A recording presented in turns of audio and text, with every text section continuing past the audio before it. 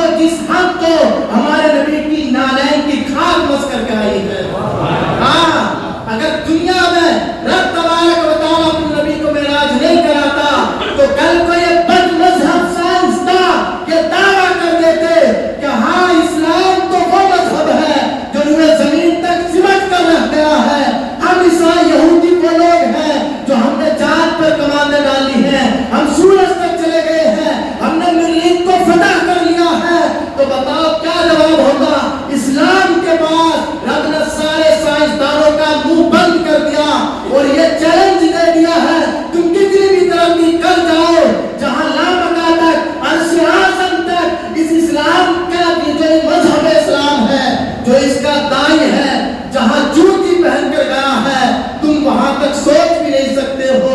صبح قیامت تک سارے سائنسدانوں کا رب تبارک و تعالیٰ نے معراج کے ذریعے منہ بند کر دیا ہے۔ اور قریب سے دیکھیں، رب تبارک و تعالیٰ معراج کرا رہا ہے اسی رات 27ویں رات کو۔ اور ایک یہ عجیب حکمت ہے کہ اللہ کے نبی دنیا میں آئے تو پیر کے دن، اللہ کے نبی دنیا سے گئے تو پیر کے دن، اور اللہ کے نبی معراج میں گئے ہیں تب بھی پیر کے دن میں۔ ہاں عجیب دن ہے پیر، اسی لیے پیر کا مقابلہ کوئی دن نہیں کر سکتا۔ اور یوں تو اللہ تبارک و تعالیٰ نے اپنے محبوب کو کئی مرتبہ خواب میں دیدار کرایا۔ آج کل جو بد مذہب لوگ ہیں نا، واٹس ایپ پہ میسج بھیجتے ہیں تو حضور نے خواب میں کیا معراج کی ہے۔ کتنے لوگ ایسے میسج بھیجتے ہیں۔ حضرت عائشہ کی روایت ہے، ایک حضرت عائشہ کی ایک روایت یہ ہے، حضرت عائشہ کہتی ہیں کہ جو یہ کہے کہ حضور نے معراج میں اپنے رب کو دیکھا وہ جھوٹا ہے۔ حضرت عائشہ کی ایک روایت ہے۔ حضرت عبداللہ بن مسعود صحابی ہیں، ان کی بھی ایک روایت یہ ہے کہ جو یہ کہے حضور نے معراج کی رات اپنے رب کو دیکھا ہے اپنی آنکھوں سے، وہ جھوٹا ہے۔ یہ بد مذہب لوگ جو ہیں انہی دو روایتوں کو لیتے ہیں۔ دیکھو حضرت عائشہ یہ فرماتی ہیں، حضرت عبداللہ بن مسعود یہ فرماتے ہیں کہ حضور نے جو یہ کہے امتی کہ حضور نے اپنے رب کو اپنی آنکھوں سے دیکھا، وہ سب سے بڑا جھوٹا ہے۔ تو یہی کیا ہے، روایتیں واٹس ایپ پہ فارورڈ ہوتی ہیں۔ اب سیدھے سادہ مسلمان ہم سے پوچھتا کہ امام صاحب ذرا بتاؤ، یہ میسج آیا کہ جو یہ کہے کہ حضور نے اپنے رب کو دیکھا معراج کی رات، وہ تو جھوٹا ہے۔ روایت کر رہی حضرت عائشہ۔ تو اب حضرت عائشہ جو روایت کر رہی ہیں وہ اپنی عقل سے روایت کر رہی ہیں۔ قرآن کی ایک آیت لا تدرکہ الابصار، رب تبارک و تعالیٰ کا نگاہیں احاطہ نہیں کر سکتی ہیں۔ اس سے وہ استدلال کرتی ہیں حضرت عائشہ کہ قرآن میں رب نے کیا فرمایا، بندوں کی نگاہیں رب کا احاطہ نہیں کر سکتی ہیں۔ تو اس سے وہ استدلال کرتی ہیں کہ رب کو کوئی نہیں دیکھ سکتا۔ ان کی عقل سے یہ استدلال ہے۔ ان دو لوگوں کے مقابلے میں کثیر صحابہ اور حضرت عبداللہ بن عباس جو سب سے بڑے مفسر ہیں، انہوں نے حدیث مرفوع کو روایت کیا ہے، جہاں حضور خود فرما رہے ہیں کہ میں نے اپنی آنکھوں سے، سر کی آنکھوں سے، ماتھے کی آنکھوں سے اپنے رب کو سب سے حسین و جمیل صورت میں دیکھا۔ یہ بتا، حضور نے جہاں فرمایا کہ میں نے اپنی آنکھوں سے اپنے رب کو دیکھا ہے، حضور کی بات مانی جائے کہ حضرت عائشہ کی عقل والی بات مانی جائے؟ تو کثیر صحابہ نے اس روایت کو نقل کیا ہے کہ حضور نے معراج کی رات اپنے رب کو دیکھا ہے۔ حضرت عائشہ تو کہتی ہے کہ کوئی اللہ کو نہیں دیکھ سکتا۔ اس کا معنی یہ ہے کہ احاطہ کرنے کا معنی یہ ہوتا ہے کہ آدمی اوپر سے لے کر نیچے تک سارا کا سارا دیکھ لے۔ میں نے احاطہ کر لیا، یعنی پورا وجود دیکھ لیا۔ وجود اس کا دیکھا جائے گا نا جو حد میں ہو۔ رب تبارک و تعالیٰ حدوں سے ماورا ہے، اس لیے رب کا احاطہ کوئی نہیں کر سکتا ہے۔ یہ مطلب حضرت عائشہ کی حدیث کا۔ لیکن ان کے مقابلے میں کثیر صحابہ جو یہ بات کہتے ہیں کہ رب کو اللہ کو حضور نے معراج کی رات اپنی آنکھوں سے دیکھا ہے، اور حضور نے جو اپنی زبان سے فرمایا کہ میں نے اپنے رب کو سب سے حسین و جمیل صورت میں دیکھا، تو اب ساروں کی باتیں دھری رہ جائے گی، حضور کی بات مانی جائے گی۔ جواب سمجھ میں آ گیا؟ ہاں۔ اب آگے چلیں، قرآن کریم کے اندر حضرت موسیٰ نے بارہا دعا کی۔ میں یہ بتانا چاہ رہا ہوں کہ دیدار ہے کیا چیز، جو معراج کی رات رب کا حضور نے دیدار کیا ہے وہ کیا چیز ہے۔ حضرت موسیٰ نے بارہا رب ارنی کی دعائیں کی کہ اے پروردگار عالم میں تجھے دیکھنا چاہتا ہوں۔ تو رب نے حکم دیا اچھا مجھے دیکھ۔ رب نے پہلے تو یہ فرمایا لن ترانی، تم مجھے نہیں دیکھ سکتے، لیکن حضرت موسیٰ بڑے ناز و نعمت والے نبی ہیں۔ ہاں اتنے ناز و نعمت والے نبی ہیں کہ حضرت موسیٰ اگر یہ کہے نا رب سے کہ میری قوم کو مننا سلوا کھلا تو اللہ جنت سے مننا سلوا کھلاتا. ہاں یعنی حضرت موسیٰ کی بات رب اتنا مانتا ہے، ناز ہوتا ہے، تم جو کہہ دو گے ہم مانیں گے، یہ مانا ہے. حضرت موسیٰ کی جو قوم ہے بنی اسرائیل اتنی سرکش تھی، لیکن حضرت موسیٰ بار بار دعا کرتے رب تبارک و تعالیٰ ان کو معاف فرما دیتا. تو حضرت موسیٰ کا یہ مقام ہے اللہ کی بارگاہ میں. رب نے کہا کہ نہیں دیکھ سکتے، لن ترانی. حضرت موسیٰ بار بار اصرار کرتے رہے، رب ارنی رب ارنی، دیکھنا چاہتا ہوں دیکھنا چاہتا ہوں. تو رب نے فرمایا اچھا دیکھنا چاہتے ہو تو کوہ طور پر آؤ. اور جب کوہ طور پر بلایا تو دیدار نہیں کرا دیا، کہا 40 دن تک روزہ رکھو. حضرت موسیٰ دیدار کے اتنے مطلب طلبدار تھے کہ 40 دن روزہ رکھا. رب نے فرمایا 40 دن روزہ رکھا ہے تو 40 دن رات کو جاگ کر قیام بھی کرو. پہلے روزہ رکھوایا، پھر کہا 40 راتیں میری بارگاہ میں کھڑے ہو کر گزارو کوہ طور پر. 40 راتیں حضرت موسیٰ نے 40 دن روزہ رکھا، 40 راتیں قیام بھی کیا، جاگے اور دعائیں رکھ سے کرتے رہے. پھر رب فرماتا ہے اب ہم دیکھیں گے، ہم اپنی تجلی کوہ طور پر ڈالیں گے، اگر طور سلامت رہا تو تم ہمیں دیکھ سکتے ہو. اب قرآن کہتا ہے فلما تجلی ربہ للجبل جعلہ دکا وخر موسیٰ صعقا. جب رب نے اپنی تجلی کوہ طور پر ڈالی تو کیا ہوا؟ جعلہ دکا، کوہ طور جو ہے وہ ریزہ ریزہ ہو گیا. وخر موسیٰ صعقا، اور خود حضرت موسیٰ کا عالم یہ ہوا کہ بے ہوش ہو کر زمین پر گر گئے. دیدار کے لیے کتنی مشقتیں اٹھائی، لیکن جب دیدار کی باری آئی تو بے ہوش ہو گئے. ہر کسی تجلی کا دیدار کیا تو نہ کوہ طور برداشت کر سکا اور نہ حضرت موسیٰ برداشت کر چکے، بے ہوش ہو گئے. اور جب بے ہوش ہو گئے اور جب ہوش آیا تو کروڑواں حصہ رب کی تجلی کا ان کی نگاہوں نے دیکھا تھا. عالم یہ ہو گیا حضرت موسیٰ کی نگاہوں کا جلال کا عالم یہ ہو گیا کہ جب بے ہوش ہو کر جب ہوش آیا، حضرت موسیٰ کی آنکھوں سے جس امتی کی بھی نگاہیں ٹکراتی تھی اس کی آنکھیں پھوٹ جاتی تھی. یعنی اتنا رب تبارک و تعالیٰ کے جلوے کا جلال اتنا حضرت موسیٰ کی آنکھوں میں پیدا ہو گیا. جو بھی آنکھ کو دیکھتا، جس کی بھی آنکھ ہے حضرت موسیٰ کی آنکھوں سے ٹکرا جاتی، اس کی آنکھیں پھوٹ جاتی. یہ جلال حضرت موسیٰ کی آنکھوں میں پریشان کرے تو کرے کیا، جس کی بھی نگاہیں ٹکرا رہی ہے اس کی آنکھیں پھوٹتی جا رہی، اندھا ہوتا جا رہا ہے.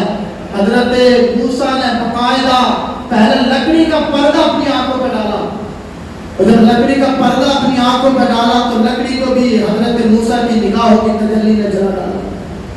لوہے کا پردہ بنوایا، اور یہ روایت کوئی موضوع نہیں ہے، خواجہ نظام الدین اولیاء نے فوائد الفوائد کے اندر اس کو لکھا ہے. نظام الدین اولیاء دہلوی نے انہوں نے اس کو لکھا ہے. اور جب حضرت موسیٰ نے دیکھا کہ لکڑی بھی کام نہ لا رہی، رب کی تجلی کی ہلکی سی تجلی دیکھی، تو پھر ہوا یہ کہ حضرت موسیٰ نے لوہے کا پردہ بنوایا اپنی نگاہوں پر ڈالنے کے لیے. لیکن لوہے کو بھی کیا ہے، حضرت موسیٰ کی نگاہوں کی تجلی جو ہے وہ لوہے کو بھی پاش پاش کر دیا. پریشان، حیران و پریشان. الہام ہوا دل میں کہ اے موسیٰ، تمہاری امت کے جو نیک پرہیزگار لوگ ہیں نا، ان کے دامن کو کاٹ کر اپنی نگاہوں کا پردہ بنا لو، ان کی برکت سے ہم تمہاری نگاہوں کے نور کو کیا ہے محفوظ کر دیں گے. تو باقاعدہ حضرت موسیٰ کی امت میں جو نیک پرہیزگار لوگ تھے ان کے دامنوں کو کاٹ کر حضرت موسیٰ نے جب آنکھوں کا پردہ بنایا ہے تو اب کیا ہے، نگاہوں کا جلال جو ہے وہ وہاں پر محفوظ ہو گیا. تو یہ سوچنے والا سوچے گا کہ جہاں لوہا نہیں رہا تھا وہاں کپڑا کیسے رک گیا، لیکن یہ ولیوں کی برکت ہے. ہاں، ان کے دامن کا یہ کمال ہے. اب حضرت موسیٰ پردہ ڈالنے کے بعد ابھی گھر نہیں گئے تھے، جب اپنے گھر آئے تو آپ کی بیوی کا نام ہے حضرت صفورہ. دوری آئی کہ اتنے دن بعد آئے ہو اور یہ کیا کہ نگاہوں کو پردہ ڈال کر آئے ہو، چہرہ کس سے چھپا رہے ہو؟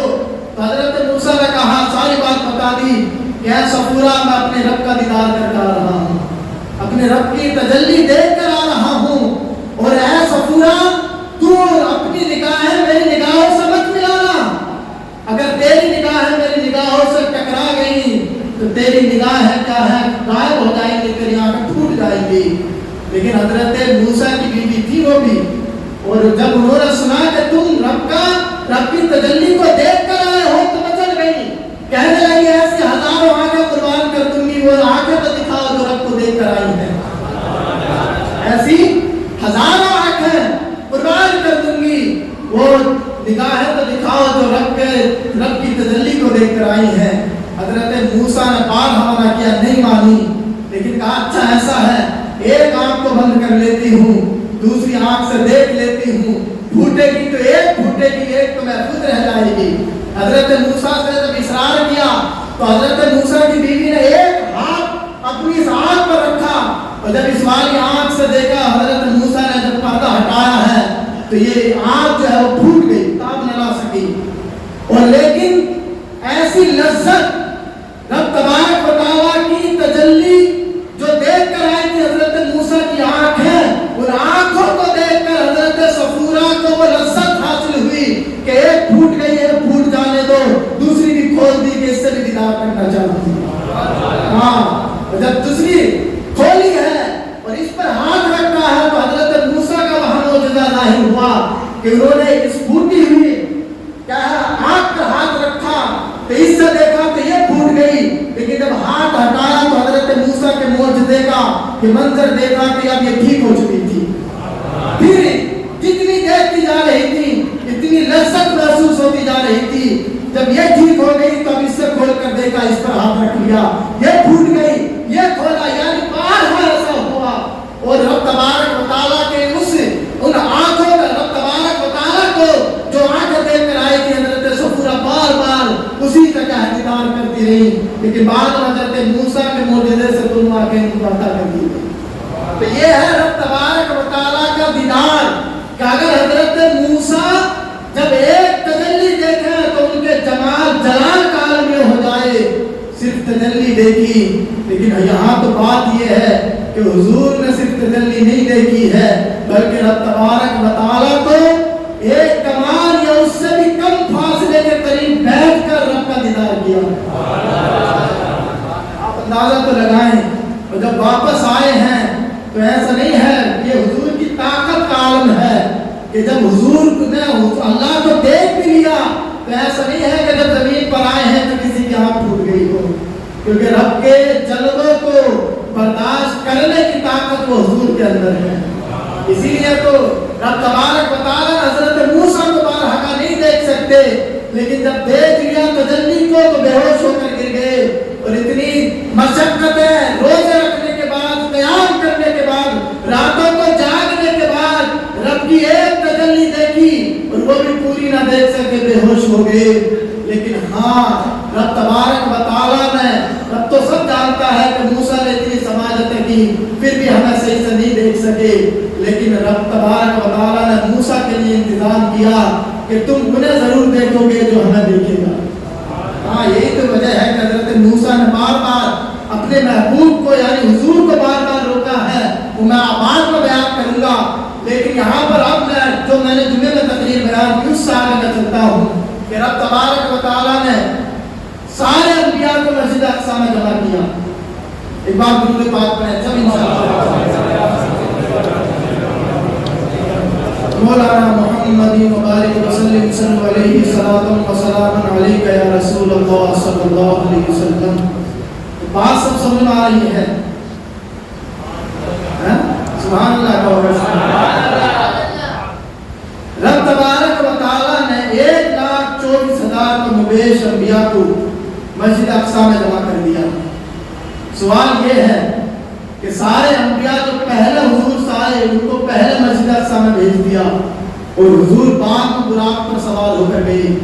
اور یہاں پر ایک کمال والی بات یہ ہے، سارے انبیاء جو مسجد اقصی میں جمع ہوئے ہیں کوئی سواری پر سوار ہو کر نہیں آیا ہے، لیکن حضور جب گئے ہیں تو سواری پر سوار ہو کر گئے ہیں۔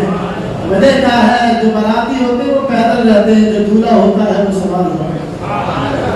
اور جب مسجد اقصی میں حضور سے یہ بھی ہے کہ سارے انبیاء پہلے ہی تمنا کرتے آئے تھے، کیونکہ رب نے اپنے محبوب کا وعدہ سارے انبیاء سے لیا تھا، تو سارے انبیاء کی تمنا تھی کہ کاش اس کا دیدار کریں جسے رب تبارک و تعالیٰ اپنا محبوب بنانے والا ہے۔ تو سارے انبیاء کو اللہ نے مسجد اقصی میں جمع کیا تاکہ اے انبیاء جن کا امتی ہونے کی تمنا تم کر رہے تھے، آج صحابہ اس نبی کو اپنی آنکھوں سے دیکھ لو۔ اور اللہ کے نبی جب مسجد اقصی میں گئے ہیں تو یہاں پر براق جو ہے، براق کی سواری صرف یہیں تک ہے، اور وہاں اللہ کے نبی فرماتے ہیں کہ جب امامت کی ذمہ داری آئی تو حضرت جبریل امین نے میرا ہاتھ پکڑ کر مصلی پر کھڑا کر دیا، سارے انبیاء پیچھے کھڑے ہیں اور حضور اس کو سب کا امام بنا دیا گیا۔ یہاں سے جو حضور گئے ہیں وہ نور کے زینے کے ذریعے آسمانوں پر گئے ہیں۔ معراج کا معنی ہی ہوتا ہے زینہ، اب معراج یہاں سے شروع ہوئی ہے کہ ایک نور کا ایک زینہ ایسا بنا کہ جو آسمان دنیا تک گیا، براق وہیں تک رہ گیا، جبریل امین ساتھ میں اور اللہ کے نبی اس نور کے زینے پر چڑھ کر جب پہلے آسمان پر پہنچے ہیں تو آسمان کا جو فرشتہ ہے جو پہلے آسمان پر ہے، جو دروازے کا نگہبان ہے، وہ کہتا ہے کہ جبریل کون ہے تمہارے ساتھ میں، کس کو لے کر آئے ہو؟ تو جبریل کہتے ہیں کہ میرے ساتھ آخری نبی ہے، محمد نبی ہے۔ یہاں پر سوال یہ ہے کہ فرشتہ نہیں جانتا تھا کون ہے ساتھ میں؟ جانتا تھا، لیکن تعجب کے طور پر پوچھ رہا کہ کون ہے یہ؟ محمد عربی ہے یہ؟ آج ان کا دیدار ہونے والا ہے۔ تو پہلے آسمان پر جتنے فرشتے تھے سارے کے سارے سب در سب لگا کر کھڑے تھے، اور اللہ کے نبی جبریل امین پیچھے پیچھے اللہ کے نبی فرشتوں کے جھرمٹ سے گزر رہے ہیں، اور وہاں پر دیکھتے ہیں کہ حضرت آدم علیہ السلام سے ملاقات ہوئی۔ اب یہاں پر سوال یہ ہے کہ حضرت آدم علیہ السلام سے ملاقات کیوں ہوئی؟ ملاقات کی حکمت یہ ہے کہ رب تبارک و تعالیٰ نے حضرت آدم سے ملاقات اس لیے کرائی، اے محبوب یہ حضرت آدم ہیں جو تمہارے باپ ہیں، ظاہر میں تو باپ ہیں، باطن میں آپ ان کے باپ ہیں، لیکن اے میرے محبوب ان کا اصل جگہ جنت تھی، ابلیس کی وجہ سے یہ جنت سے دنیا میں آئے ہیں، اپنا مقام چھوڑ کر دنیا میں آئے ہیں، لیکن اے محبوب تمہیں گھبرانا نہیں ہے، ابلیس کی اولادیں تمہیں مکہ سے مدینہ نکالیں گی، تو تمہیں گھبرانا نہیں ہے۔ یہ اللہ تبارک و تعالیٰ میسج دینا چاہ رہا تھا۔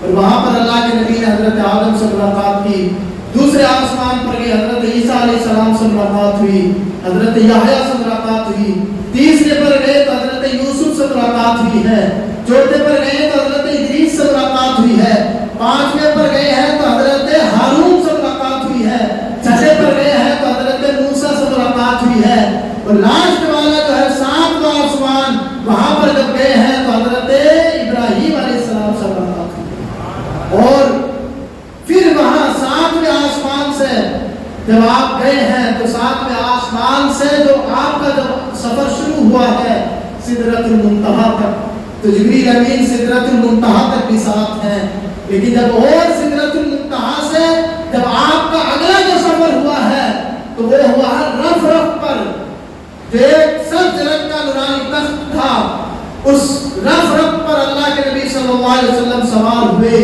تو کہا کہ جبریل چلو گے نہیں تم؟ جبریل امین عرض کرتے ہیں یا رسول اللہ جبریل کی پرواز یہیں تک ہے، اس سے آگے آپ ہی جائیں گے۔ یہاں پر غور کرو، لوگ یہ کہتے ہیں نا کہ حضور ہماری طرح بشر ہیں، لیکن یہاں غور کرنے والی بات یہ ہے کہ جو نور ہے، نوریوں کا سردار ہے، وہ سدرہ پر جا کر رک گیا، جسے بشر کہتے ہو وہ آگے چلا گیا۔ تو حضور کی جو حقیقت ہے وہ نور ہے، ورنہ بشر نہ جاتا، بشر کرتا، نور کے چلنے کا سوال کہاں سے پیدا ہوا؟ تو جو نوریوں کا سردار ہے وہ تو وہیں پر رک گیا سدرہ پر، جسے تم بشر کہتے ہو وہ تو سدرہ سے جا کے چلا گیا، اور سدرۃ المنتہا اور عرش اعظم تک جو ہے وہ 70,000 سال کی مسافت ہے، اور غور سے سنیں سدرہ سے عرش اعظم تک 70,000 پردے اللہ نے ڈال رکھے ہیں، اور اللہ کے نبی صلی اللہ علیہ وسلم جب رف رف پر سوار ہوئے سدرہ سے آگے چلے تو جبریل امین سے کہا چلو گے نہیں؟ جبریل نے منع کر دیا کہ میرا پر جل جائے گا، मेरी तो हद यहीं तक है। लेकिन अल्लाह के नबी फरमाते हैं कि ऐ जिब्राइल, जो मेरे वालिद हजरत इब्राहिम, जब खलील उनका लक़ब है, कि जब उनको नमरूद आग में डाल रहा था, तुम बार बार सिफारिश कर रहे थे क्या इब्राहिम बताओ मैं वहां जाता हूँ जहाँ कोई नहीं जाता है, मैं तुम्हारी अगर लगा हाथ, अगर तुम्हें कोई जरूरत है तो बता दो, मैं अल्लाह से तुम्हारी हाजत बयान कर दूंगा। हजरत इब्राहिम ने जवाब दिया था कि जिब्राइल, मुझे तुम्हारे सामने अपनी हाजत बयान करने की जरूरत नहीं है, जिसके लिए मैं आग में जा रहा हूँ वो खूब मुझे जानता है। मैं जिब्राइल, तो हुजूर फरमा रहे कि मेरे बाप इब्राहिम पर ये तुम्हारा एहसान था कि तुमने बार बार सिफारिश की कि मैं वहां जा रहा हूँ, अगर कोई जरूरत हो तो बताओ। आज उनका बेटा ये कर्ज अदा कर रहा है। ऐ जिब्राइल, आज उनका बेटा वहां जा रहा है जहाँ जिब्रील भी नहीं जा सकता है। तुम्हारी अगर कोई हाजत हो तो बताओ, अल्लाह के सामने जाकर बयान करूंगा। सवाल यहाँ पर ये है कि जिब्रील अमीन को तो अपनी हाजत बयान करनी थी कि मेरे लिए ये कर देना, मेरे लिए ये मांग लेना, लेकिन जिब्रील कहते हैं हाँ मेरी एक हाजत है, और वो ये है कि जब तुम्हें रब का कुर्ब हासिल हो तो मेरे लिए ये मांग लेना कि रब, जिब्रील की हाजत ये है कि क़यामत के दिन हश्र के मैदान में जब आपकी उम्मत पुल सिरात से गुजरेगी तो मुझे इतनी इजाजत दे दी जाए कि मैं अपने पर को तुम्हारे उम्मतियों के कदमों में बिछा दूं, ताकि तुम्हारी उम्मत मेरे पर सवार होकर पुल सिरात को पार कर जाए। ये है जिब्रील ने अपनी हाजत पेश की है, हमारी हाजत पेश की है। किसकी हाजत है ये? हमारी है ना। पुल सिरात से कौन गुजरेगा, किसे जरूरत है? हमें जरूरत है। लेकिन जिब्रील कह रहे हैं कि या रसूल अल्लाह, मेरी हाजत ये है कि जब अल्लाह के करीब तुम हो तो मेरे लिए मांग लेना कि मुझे इतनी इजाजत मिल जाए कि जब आपकी उम्मत पुल सिरात से गुजरे तो मैं अपने नूरानी परों को बिछाकर तुम्हारी उम्मत के कदमों में अपने नूरानी परों को बिछा दूं, तुम्हारी उम्मत मेरे परों से गुजर पुल सिरात को पार कर जाए मेरे परों पर सवार होकर। तो यहाँ पर जो एक नुक्ता है वो ये है कि जिब्रील ने अपनी हाजत बयान नहीं की, बल्कि हुजूर की उम्मत की हाजत बयान की। जिब्रील जानते हैं कि हुजूर अपनी उम्मत से कितना प्यार करते हैं। जिब्रील को मालूम है हुजूर अपनी उम्मत को कितना चाहते हैं। कल अगर मैं हुजूर की उम्मत के काम आऊंगा तो हुजूर खुश हो जाएंगे। किसी के बेटे को अगर कुछ दे दिया जाए तो बाप खुश हो जाता है। हम सब हुजूर की औलाद हैं, वो हमारे बाप हैं। कल अगर जिब्रील हमारा सहारा बनेंगे तो पुल सिरात पर खड़े होकर हुजूर मुस्कुरा रहे होंगे कि जिब्रील तू मेरी उम्मत के कितना काम आ रहा है। ये है हाजत। और जब अल्लाह के नबी गए हैं 70,000 पर्दे सिदरतुल मुंतहा से अर्श आज़म तक, एक पर्दे से गुजरे, दूसरा पर्दा आया और दोनों पर्दों के दरमियान 500 साल की मसाफत है। एक पर्दे से दूसरे पर्दे के दरमियान जो मसाफत है, दूरी है, वो 500 साल की है। अब अंदाजा लगाओ 70,000 पर्दों को चाक करते हुए अल्लाह के नबी गुजरते जा रहे हैं। कोई जान सकता है हुजूर की शान क्या है, हुजूर की हकीकत क्या है? हुजूर को तो हमने जाना ही नहीं है, बस इतना जाना है कि हमारे नबी हैं। हुजूर की हकीकत वाकई तो अल्लाह के नबी फरमाते हैं सिद्दीक अकबर से, क्या सिद्दीक मेरी हकीकत मेरा रब जानता है, तुम में से कोई नहीं जानता।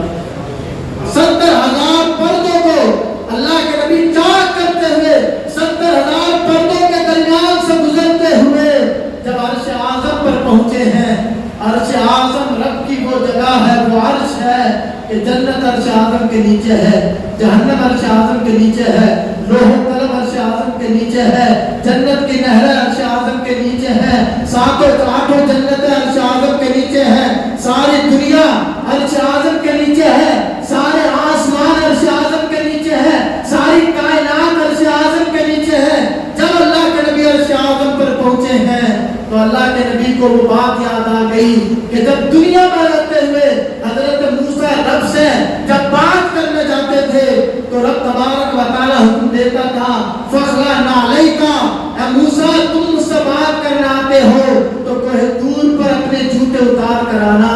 تو رب تبارک و تعالیٰ کی بارگاہ میں جب عرش اعظم پر اللہ کے نبی پہنچے ہیں تو وہ بات یاد آ گئی کہ موسیٰ کے لیے حکم تھا کہ جب تم کوہ طور پر آؤ تو جوتے اتار کر آؤ. اللہ کے نبی جھکے اپنی نالین جوتوں کو اتارنے کے لیے. سامنے سے رب تبارک و تعالیٰ آواز دیتا ہے اے محبوب جوتے اتارنے کی ضرورت نہیں ہے. آج جو تیرے جوتوں پر جو خاک لگی ہوئی ہے آج میرے عرش اعظم سے لگے گی تو عرش اعظم کی قسمت بھی جاگ اٹھے گی. یہ ہے حضور کی ذات کہ تمہارے جوتوں پر جو خاک مٹی لگی ہوئی ہے آج میرے عرش اعظم سے جب ٹکرائے گی تو عرش اعظم بھی اپنی قسمت پر ناز کرے گا. میں وہ ہوں کہ جس پر کیا ہے نبی کی نالین کی خاک لگی ہے. اور رب فرماتا ہے تو موسیٰ ہے کلیم ہے تم ہمارے محبوب ہو حبیب ہو. اور کلیم اور حبیب کا فرق یہ ہے وہ بات کرنے جائے پہاڑ پر زمین پر تو حکم ہو کہ جوتے اتار کر آؤ. محبوب کا عالم یہ ہے کہ بات کرنے نہیں دیدار کرنے جائے تو حکم ہو کہ جوتے مت اتارو جوتے پہن کر آؤ. اور جب اللہ کے نبی گئے عرش اعظم پر تو اب یہاں پر ایک بات یہ بھی غور سے سنیں ساری کائنات حضور کی جوتیوں کے خاک کے نیچے ہے. دنیا کتنی بھی ترقی کر جائے لیکن نبی کی نالین کی خاک سے اوپر دنیا کی ترقیاں نہیں پہنچ سکتی ہیں. رب تبارک و تعالیٰ یہ فرما رہا ہے یہ میسج دینا چاہتا ہے جہاں میرے نبی کی خاک پہنچی ہے جوتیوں کی وہاں تک تمہاری ترقیاں بھی نہیں پہنچ سکتی ہیں. اور پھر جب عرش اعظم پر اللہ کے نبی پہنچے عرش اعظم سے جب اللہ کے نبی چلے ہیں یہاں پر آتے حجابات نور کے 70,000 حجابات 70,000 تو پار کر گئے اب آئے 70,000 نور کے حجابات. اور ایسی جگہ تھی عرش اعظم سے آگے لامکان شروع ہو جاتا ہے. اور اللہ کے نبی جب عرش اعظم سے لامکان کی طرف چلے تو یہ روایت میں آیا ہے کہ اللہ کے نبی کو وہاں پر تنہائی میں ہلکی سی وحشت محسوس ہوئی. لامکان جب لامکان اللہ کے نبی کا سفر شروع ہوا تو ہلکی سی اللہ کے نبی کو وحشت محسوس ہوئی. اکیلا ہوں لامکان کے اندر تنہا ہوں کہاں مکان بھی نظر نہیں آتا مکین بھی نظر نہیں آتا. تو اللہ کے نبی کو جب وحشت محسوس ہوئی ہے تو آگے سے سر جواب کیا آتا ہے. اللہ کے نبی خود فرماتے ہیں کہ لامکان کے اندر جب مجھے وحشت محسوس ہوئی ہے تو میرے کانوں نے آواز سنی ہے ان ربک یصلی. اے محبوب آگے بڑھتے چلے آؤ تمہارا رب تم پر درود پڑھ رہا ہے. اور حضور فرماتے ہیں کہ اس لامکان کے اندر میرے کانوں میں کس کی آواز میں یہ آواز آئی کہ ایسا لگ رہا تھا کہ جیسا ابو بکر صدیق کی آواز ہو. ابو بکر ہی تو ساتھ رہتے تھے ہمیشہ. تو رب نے جو یہ کلام فرمایا سب سے پہلے حضرت ابو بکر صدیق کی زبان میں کہا یا محمد اے محمد آگے آتے جاؤ ان ربک یصلی. آپ کا رب آپ پر درود پڑھ رہا ہے. تو حضور کہتے ہیں کہ جب صدیق اکبر کی آواز میرے کانوں میں آئی تو میری وحشت دور ہو گئی. حضور فرماتے ہیں کہ میں 70,000 حجابات الہیہ کو پار کرتا ہوا جب وہاں پہنچا جہاں رب فرماتا ہے یا ادن منی یا خیر البریہ ادن منی یا احمد ادن منی یا محمد. حضور فرماتے ہیں کہ جب میں 70,000 پردوں کو پار کرتا ہوا پہنچا تو پھر ایک مقام وہ آیا کہ جہاں پر رب تبارک و تعالیٰ نے مجھ سے کہا کہ محبوب ٹھہر جاؤ یا محمد اے محمد ٹھہر جاؤ. مکے سے مسجد اقصی تم آئے ہو مسجد اقصی سے 7 آسمان تک تم آئے ہو 7 آسمان سے سدرہ تک تم آئے ہو اور سدرہ سے عرش اعظم تک تم آئے ہو عرش اعظم سے لامکان تک تم آئے ہو. اے محمد رک جاؤ اب تمہارا رب بڑھ کر تمہارا استقبال کرنے کے جا رہا ہے. حضور کو رب نے روک دیا کہ محبوب اب تم آگے آنے کی ضرورت نہیں ہے اب تمہارے استقبال کے لیے تمہارا رب آگے بڑھ رہا ہے جیسے اس کی شان ہو. اور جب رب تبارک و تعالیٰ نے اپنے محبوب کا پڑھ کر استقبال کیا اور جب رب نے یہ فرمایا ادن منی یا خیر البریہ، اے مخلوق میں سب سے بہتر مجھ سے قریب ہو جا، اے احمد مجھ سے قریب ہو جا، اے محمد مجھ سے قریب ہو جا۔ حضور فرماتے ہیں جب میں نے رب کی یہ بات سنی نا کہ اے محمد مجھ سے قریب ہو جا، حضور فرماتے ہیں اسی وقت مجھے اپنی گناہگار امت یاد آئی۔ یہ حضور نے فرمایا ہے کہ جب رب نے کہا نا مجھ سے کہ اے محمد قریب ہو جا، جب قربت کی بات آئی تو حضور فرماتے ہیں کروڑوں میل دور ہوئے زمین پر مجھے اپنی گناہگار امت یاد آئی۔ اور پھر حضور کے دل کا حال تو رب جانتا ہے کہ دل میں امت کا خیال لے کر رہے ہیں، اور کہا جب قریب ہوا، قرآن اس کو کہتا ہے قوسین او ادنا، کہ جب دونوں میں اتنا قرب ہو گیا، کمال کتنی بڑی ہوتی ہے تیر چلانے کی، کتنی بڑی تو ہوتی ہے، جب اتنا دونوں میں فاصلہ رہ گیا، قرآن کہتا او ادنا، اس سے بھی زیادہ قریب۔ اب وہ کتنا قریب ہے اس کو قرآن نے بیان نہیں کیا ہے، اور جب اتنا قرب حاصل ہوا تو رب تبارک و تعالیٰ فرماتا ہے محبوب بتاؤ تو صحیح دنیا سے ہمارے لیے کیا لائے ہو؟ تو حضور نے کہا التحیات للہ والصلوات والطیبات، اے اللہ جانی مالی بدنی ساری عبادتیں تیرے لیے لایا ہوں۔ جب رب کی بارگاہ میں اپنی ساری عبادتیں جانی مالی بدنی، اللہ کے نبی نے جب ساری تحفے میں، کیونکہ حضور سے رب نے ایک تو کہا کیا تحفہ لے کر آئے ہو، تو کہا جانی مالی بدنی ساری عبادتیں اے پروردگار عالم تیرے لیے لایا ہوں تحفے میں۔ تو رب تبارک و تعالیٰ کی رحمت جوش میں آئی، رب نے اس وقت فرمایا اب ہماری طرف سے تحفہ یہ لے لو، السلام علیکہ ایھا النبی، اے نبی تجھ پر سلامتی نازل ہو۔ اور جب یہ موقع تھا کہ رب تبارک و تعالیٰ اپنے محبوب کو جب سلامتی سے نواز رہا تھا، رب تبارک و تعالیٰ جب اپنے محبوب کو تحفہ دے رہا تھا، اس وقت بھی حضور کو اپنی امت یاد آ گئی، وہ سب کو شامل کرتے ہوئے رب تو کہتا ہے اے محبوب تجھ پہ سلامتی نازل ہو، حضور کہتے ہیں نہیں نہیں السلام علینا وعلی عباد اللہ الصالحین، ہم پر سلامتی نازل ہو، ہمارے جتنے بھی نیک امتی ہیں سب پر سلامتی نازل ہو۔ جب یہ منظر ہوا، فرشتے تو ساری باتیں سن رہے تھے، فرشتے گواہ بنے، اللہ کو تحفہ دیا ساری عبادتوں کا، رب نے تحفہ دیا ہے سلامتی کا، فرشتے گواہی دیتے ہیں اشہد ان محمد عبدہ ورسولہ، ہم گواہی دیتے ہیں محمد اللہ کے بندے اور اس کے رسول ہیں۔ تو یہ ہے معراج کی بات۔ اب قرآن آگے کہتا ہے فاوحیٰ الی عبدہ ما اوحیٰ، اب وہ راز نیاز کی باتیں ہیں، اللہ جانے کہ اس نے اپنے محبوب سے کیا باتیں کی ہیں، اور محبوب جانے کہ ان کے رب نے ان سے کیا باتیں کی ہیں۔ مَا كَذَبَ الْفُؤَادُ مَا رَأَىٰ، محبوب تمہارے دل نے نہیں جھٹلایا جو تمہاری آنکھوں نے دیکھا ہے۔ اور پھر اس کے بعد میں یہ تو کوئی نہیں کیلکولیٹ کر سکتا کہ رب تبارک و تعالیٰ کے سامنے، رب تبارک و تعالیٰ کے قرب خاص میں حضور کتنی دیر رہے، کتنی باتیں ہوئی۔ اور یہ جو ہم قرآن میں پڑھتے ہیں نا قاف طٰہٰ یاسین قاف ہا عین صاد، اس کا ترجمہ ہم نہیں جانتے ہیں، مفسرین فرماتے ہیں یہ ساری باتیں وہی ہیں جو رب تبارک و تعالیٰ نے اپنے محبوب سے معراج کی رات کی، محبوب جانے اور محبوب کا خدا جانے کیا اس نے باتیں کی ہیں۔ اور ایک طویل وقت، کیا وہاں تو وقت ہی نہیں ہے، وقت ختم ہو گیا، نہ وقت ہے نہ مکان ہے، کچھ نہیں ہے وہاں پر، کتنی دیر اللہ نے اپنے محبوب سے باتیں کی۔ لیکن حضور فرماتے ہیں کہ رب تبارک و تعالیٰ نے مجھے اپنے اتنا قریب کر لیا کہ رب نے اپنا دست اقدس جب میری پشت پر رکھا ہے، کتنی قربت ہوگی۔ حضور فرماتے ہیں کہ رب نے جب اپنا دست اقدس میری کمر پر پیچھے سے رکھا ہے، حضور فرماتے ہیں ساری کائنات مجھ پر روشن ہو گئی ہے۔ ہم تو کہتے ہیں نا حضور کو غیب نہیں ہے، ارے اللہ کا دست اقدس جس کی پشت پر رکھا جائے بھلا اس سے بھی کوئی چیز چھپی رہ سکتی ہے؟ اس لیے عقیدہ مضبوط کرو، حق وہی ہے جو حضور فرما کر گئے ہیں۔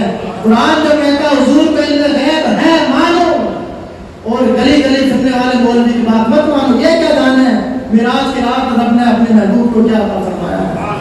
ہاں وہ تو محبوب جانے، ساری کائنات حضور پر روشن ہو گئی اور پھر اب تبارک و تعالیٰ سے اجازت چاہی حضور نے کہ اے پروردگار عالم اب اجازت دے دے.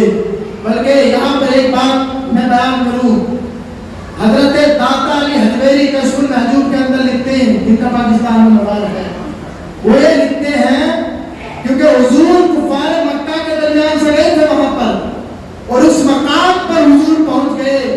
حضرت داتا علی حجویری لکھتے ہیں کہ حضور نے آنے سے منع کر دیا، یا پروردگار عالم میں دنیا میں نہیں جانا چاہتا، اور حضور نے براہ راست اللہ سے کہا، عرض کیا کہ میں اب دنیا میں واپس نہیں جانا چاہتا، بڑی خوخار یہ دنیا ہے، بڑی ستاتی ہے مجھے، میں تیرا قرب خاص نہیں چھوڑ کر جانا چاہتا.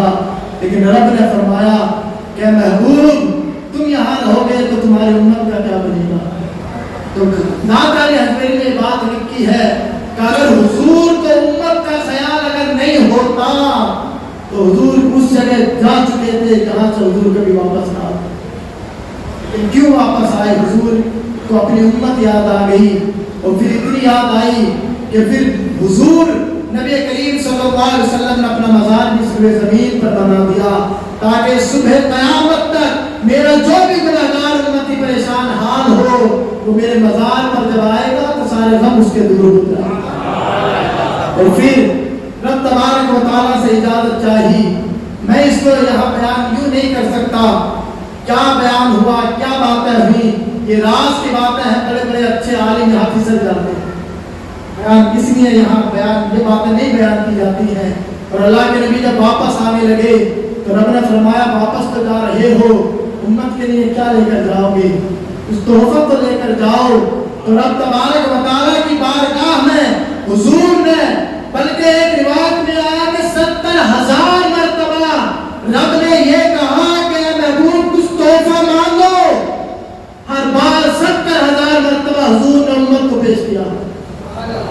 معراج کی رات میں رب تبارک و تعالیٰ کیا فرما رہا؟ حضور سے مانگو، سل مانگو. 70,000 مرتبہ رب نے اپنے محبوب کو پیشکش کی ہے کہ مانگ لو اپنے رب سے جو مانگنا ہے. 70,000 مرتبہ حضور نے امت کی بات کی ہے. جو نہ بھولا ہم غریبوں کو رضا، ذکر اس کا اپنی عادت کیجیے. تو 70,000 بار رب نے پیشکش کی، مانگو عطا کریں گے. ہر بار حضور یہی کہتے ہیں کہ اے پروردگار عالم میری امت کو بخش دے، میری امت کو میرے حوالے کر دے. اور حضور تو جانتے مانگ اس لیے رہے ہیں کہ جب رب آج اس خاص ملاقات پر جب مجھے میری امت عطا کر دے گا تو ساروں کو شفاعت سے جنت میں لے جاؤں گا. یہ وجہ ہے. اور جب رب نے عطا بھی فرما دیا، قرآن میں ہے نا فطر اللہ، اے محبوب قیامت کے دن ہم آپ کو راضی ہی رکھیں گے. اور جب حضور قیامت کے دن اپنی زلفیں لہراتے ہوئے آئیں گے اور جب سجدے میں جائیں گے تو حضور کی زلفوں کو دیکھ کر رب تبارک و تعالیٰ ان کی ساری امت کو معاف فرمائیں گے. حضور اشارہ فرمائیں گے ہمارے گناہ تو ہے کیا، ایسے کچھ نہیں، بڑے بڑے جو کبیرہ گناہ ہوتے ہیں اللہ کے محبوب ان کی طرف اشارہ کریں گے چلو سب جنت میں. تو ایک اشارے سے لاکھوں کروڑوں جنت میں چلے جائیں گے. ایک میں کیا میرے سیاہ کی حقیقت کتنی، مجھ سے سراغ تو کافی ہے اشارہ تیرا. ہاں یہ ہے حضور کی شان. اور جب بخشش کی یعنی مغفرت کا جب وعدہ لے لیا تو رب تبارک و تعالیٰ کی بارگاہ سے جب حضور چلے ہیں تب اللہ نے کہا کہ محبوب کچھ تحفہ تو لے کر جاؤ. امت تو بخش والی ہے لیکن کچھ تحفہ تو لے کر جاؤ. کیا تحفہ لے کر جائیں؟ تو رب تبارک و تعالیٰ فرماتا ہے 50 وقت کی نماز میری طرف سے اپنی امت کے لیے لے کر جاؤ. لیکن حضور اتنی شرم و حیا والے ہیں، حضور نے کچھ نہیں کیا. 50 وقت کی نماز اپنے دامن میں سمیٹی اور پھر وہاں سے واپس آئے. یہ کمال ہے. یہ تو تم نے سنا ہے کہ حضور برات پر گئے، رفرت پر گئے، زینے کے ذریعے گئے، آئے کیسے آج تک یہ کسی کو نہیں پتا. یہی تو کمال ہے. جانا بھی کمال ہے، اس سے بڑھ کر کیا ہے وہاں سے آنا کمال ہے. رب جانتا ہے کہ اس نے اپنے محبوب کو کیسے بھیجا ہے. اور جب واپس آنے لگے تو اچھا یہ بتاؤ ساتویں آسمان پر کون تھے؟ حضرت ابراہیم تھے نا. واپسی میں پہلے کون سا آسمان پڑے گا؟ 7واں. تو ہو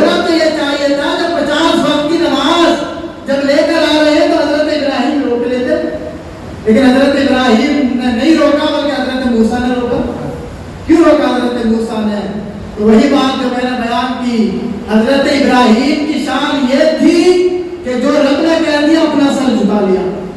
رب نے کہا کہ حضرت اسماعیل ابھی چند ماہ کے ہیں، انہیں چھوڑ کر چلے جاؤ، تو قرآن کہتا ہے حضرت ابراہیم نے ہماری بات مان لی اور اپنے بیٹے اور بیوی کو چھوڑ کر چلے گئے بے آب و گیا ہے. وہیں سے تو آب زمزم نکلا ہے. رب نے کہا ابراہیم سے کہ ابراہیم اپنے بیٹے کو قربان کرو، اپنے بیٹے کو قربان کرنے کے لیے چلے گئے. معنی یہ ہے کہ ابراہیم خلیل ہیں، ان کی شان یہ ہے کہ رب جو کہے مان لیتے ہیں. تو رب نے جب 50 وقت کی نماز فرض کر دی تو ابراہیم کی شان یہ تھی جو دے دیا ہے وہ دے دیا ہے. اور حضرت موسیٰ کی شان کیا تھی کہ وہ ناز و نعمت والے ہیں، وہ بات کر لیتے ہیں رب سے.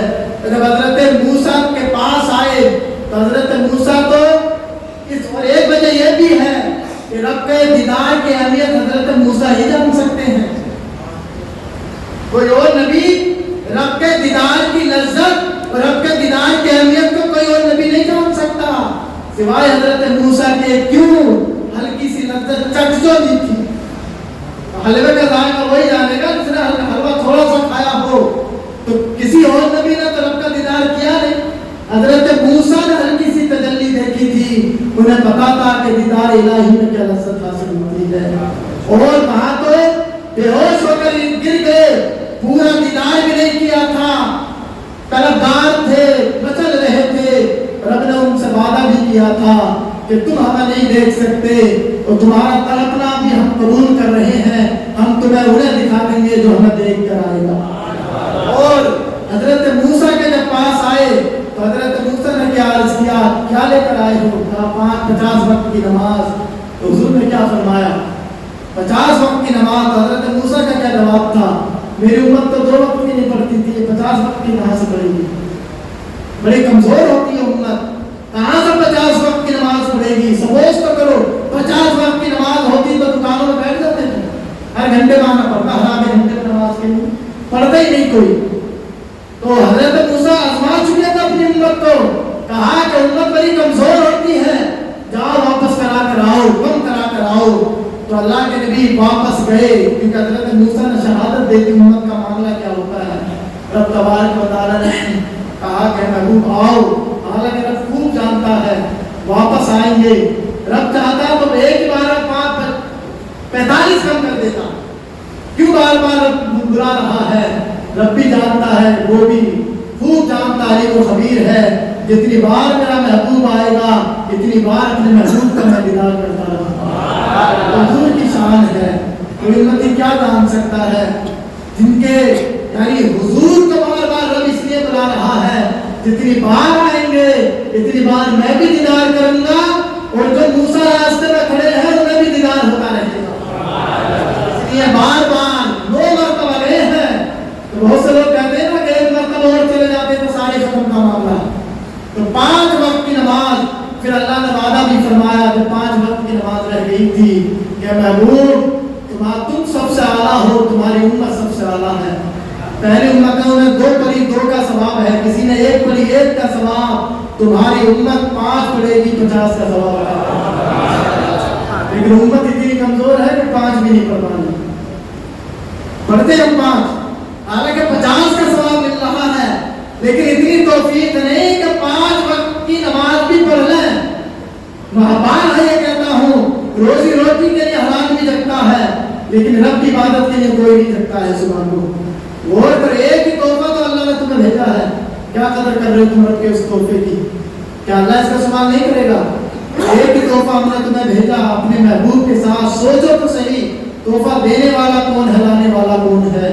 اور امت کیا کرتی ہے کہ سوتی رہتی ہے، تحفے کی اسے خبر ہی نہیں. کتنے لوگ کیا ہے جمعہ پڑھتے ہیں، کتنے لوگ ہیں جو عید کی عید نماز پڑھتے ہیں، لیکن ایک بات غور سے سن لو اچھی طرح سے، مر کر جاؤ رب کی بارگاہ میں اور تحفے کا سوال ہوگا تو سب سے پہلا سوال ہے نماز کا ہی ہے. یہ ہے حدیث کہ سب سے پہلے جو سوال اللہ کرے گا وہ نماز بھی کا کرے گا. بتا تو صحیح، جو تحفہ تمہیں معراج کی رات دیا تھا کتنے اس کی حفاظت کی ہے، کتنا اپنے دامن میں تم نے سنبھال کر رکھا ہے. تو مختصر سی زندگی ہے، ایک ہی تحفہ ہے، اس کی قدر कदर कीमत करो। बीवी अगर कोई तोहफा दे दे फर्स्ट नाइट में तो पूरी जिंदगी संभाल कर रखता है, नहीं ये उसका तोहफा दिया हुआ है। तुम अगर कोई तोहफा दे दो तो बीवी अगर तोहफे में अगर 10,000 रुपए भी दे दोगे, बीवी खर्च नहीं करते, नहीं इन्होंने ये एनिवर्सरी पर दिया था मुझे, तो दुनिया भी तोहफों की ये कीमत है। लेकिन जो नमाज सबसे कीमती तोहफा है उम्मत के लिए, उसको हम कितना क्या है महफूज रखते हैं। नमाज पढ़ें, अहद करें और आज ये अहद करके जाएं शब मेराज के अंदर कि इंशाअल्लाह तबारक व तआला 5 वक्त नमाज पढ़ने की पूरी कोशिश करेंगे। हाँ, मैं वादा तो नहीं लूंगा, फिर बंदा वादा खिलाफ करने वाला मुनाफिक हो जाता है। लेकिन अपने दिल पर हाथ रखो कि सिर्फ एक तोहफा जो 5 वक्त की नमाज है उसको इंसान किस कदर बर्बाद कर रहा है। रोजी रोटी, जमीन और जायदाद, मकानात सब यहाँ रह जाएंगे, साथ में 5 वक्त की नमाज तुम्हारे घर में जाएंगी। और हजरत मूसा ने बार बार लौटाया हजरत मूसा की सिफारिश पर, बल्कि हजरत मूसा ने कहा कि 5 भी कम करा कर आओ, 2 करा कर आओ, 1 करा कर आओ। लेकिन अल्लाह के नबी ने क्या फरमाया, क्या मुझे शर्म आती है, हया आती है इस बात से कि क्या मेरी उम्मत अब 5 वक्त की नमाज नहीं पढ़ सकती है। वो करने वाले झूठे हैं। मुझे शर्म आती है कि मैं अपने रब के सामने वापस जाऊं और जाकर कहूं कि 5 में भी 5 नमाजों में से भी कम कर दे, मेरी उम्मत इसकी भी ताकत नहीं रखती है। ये रब ने इतना भरोसा आप पर किया है कि नहीं 5 वक्त की नमाज तो मेरी उम्मत जरूर पढ़ेगी। तो पढ़ेंगे हम इंशाअल्लाह नमाज पढ़। अब जरा गौर से सुने, जब अल्लाह के नबी वापस आए हैं मेराज की रात से और हजरत जिब्रील अमीन फिर साथ हो गए, रिवायत तो मुख्तलिफ हैं। कुछ रिवायतों में यह है कि जाते हुए आपने ये मुशाहदा किया है, कुछ ये है कि आते हुए क्या मुशाहदा किया कि अल्लाह के नबी क्या देखते हैं कि जहन्नम के अंदर एक औरत है, उसको जंजीरों से जकड़ दिया गया है जहन्नम के अंदर, और बिल्ली जो है उसका मुंह नोच रही है। और अल्लाह के नबी ने पूछा, जिब्रील क्या मामला है, क्या वजह है कि ये औरत जहन्नम के अंदर जंजीरों में जकड़ी हुई है और बिल्ली इसका मुंह नोच रही है। तो जिब्रील कहते हैं कि या रसूल अल्लाह, इसको रब तबारक व तआला इस वजह से अज़ाब दे रहा है, ये अगरचे दुनिया में बड़ी इबादत गुजार थी, लेकिन इसने अपनी बिल्ली को एक बार जंजीर में बांध कर रखा था, भूखा मर गई, इसकी बिल्ली इसने खाने नहीं दिया, उसी को अल्लाह ने इसके लिए अज़ाब बना दिया। और अल्लाह के नबी फरमाते हैं कि जहन्नम के अंदर मैंने देखा कुछ लोगों के पेट ऐसे हैं जैसे कमरे होते हैं घर के। जहन्नमी को जब जहन्नम में डाला जाएगा तो ये वजूद नहीं होगा, ये मोहम्मदी वजूद है, बल्कि हदीस के अंदर ये है, मिशकात की हदीस है, दाल इतनी बड़ी कर दी जाएगी जहन्नमी की जितना बड़ा पहाड़ है, ज़बान इतनी बड़ी कर दी जाएगी कि उसके ज़बान पर बैक वक्त कई ट्रक गुजर जाए, अंदाजा तो लगाओ उसका वजूद कितना बड़ा होगा। सिर्फ इस वजह से कि जब जहन्नम की आग में उसको डाला जाए तो अच्छी तरह से जहन्नम की आग का मजा चखे। हमारे जैसे वजूद वाले अगर जहन्नम में डाल दिए गए तो तिनके की तरह भस्म हो जाएंगे। तो अल्लाह के नबी फरमाते हैं, मैंने कुछ लोगों को देखा जहन्नम में कि जिनके पेट इतने बड़े थे जितने बड़े मकानात होते हैं, और मैं देख रहा था कि उनके पेटों के अंदर सांप बिच्छू टहल रहे हैं। मैंने पूछा, जिब्रील ये कौन लोग हैं कि जिनके पेट जहन्नम में इतने बड़े और पेट के अंदर अल्लाह ने जहन्नमी सांपों को मुसल्लत कर दिया है, घूम रहे हैं। तो अल्लाह के नबी से जिब्रील अर्ज करते हैं, या रसूल अल्लाह, ये आपके वो उम्मती हैं जिन्होंने दुनिया में सूद खाया, पेट में खाया ना सूद। सूद लेते हुए आदमी नहीं समझता 10,000 रुपए पे 12,000 रुपए वसूल कर लेता, लेकिन अल्लाह के नबी फरमाते हैं कि मैंने सूद खोरों का ये अंजाम जहन्नम में देखा है। और अल्लाह के नबी को ये सारे मंजर अल्लाह ने इसलिए दिखाए हैं, महबूब अपनी उम्मत को बता देना कहीं ये गलतियां तुम्हारी उम्मत ना करे और जहन्नम के अज़ाब में गिरफ्तार हो जाए। हुजूर कहते हैं, आगे मैं बढ़ा तो मैं क्या देखता हूँ, कुछ लोग ऐसे हैं कि जो अच्छा गोश्त छोड़ के सड़ा गला बदबूदार गोश्त खा रहे हैं। तो जिब्रील से पूछते हैं, ये कौन लोग हैं? तो अल्लाह के नबी से जिब्रील अर्ज करते हैं, या रसूल अल्लाह, ये वो आपके उम्मती हैं जिन्होंने अपनी बीवियों को छोड़कर पड़ोसियों की बीवियों से ज़िनाकारी की है, और उनका अज़ाब अल्लाह ने मुसल्लत किया है कि हलाल चीज को छोड़कर तुम पड़ोस की महल्ले की बीवियों के चक्कर में पड़े रहे, اپنی حلال بیوی کو چھوڑ دیا، ان کو اللہ نے عذاب میں گرفتار کر دیا۔ اور اللہ کے نبی ارشاد فرماتے ہیں کہ میں کچھ اور آگے پڑھا تو میں نے دیکھا کچھ لوگ ایسے تھے کہ جن کے سروں کو جہنم کے بھاری بھرکم پتھروں سے کچلا جا رہا تھا۔ میں نے پوچھا جبریل یہ کون لوگ ہیں کہ جن کے سروں کو پتھروں سے کچلا جا رہا ہے جہنم کے اندر؟ تو جبریل کہتے ہیں یا رسول اللہ یہی تو آپ کے امتی ہیں کہ جو اپنے سروں کو سجدوں میں نہیں جھکاتے تھے، اللہ نے جہنم میں ان کے سروں کو جھکا دیا ہے۔ اور ایسی بے شمار مشاہدات اللہ کے نبی جہنم کے اندر کرتے تھے۔ چغل خوروں کو دیکھا کہ وہ چغل خور تانبے کے ناخنوں سے اپنے چہرے کو کھرچ رہے تھے اور چغلیاں کرتے تھے۔ اللہ کے نبی نے پوچھا جبریل یہ کون لوگ ہیں؟ کہا یہ چغل خور ہیں آپ کی امت کے۔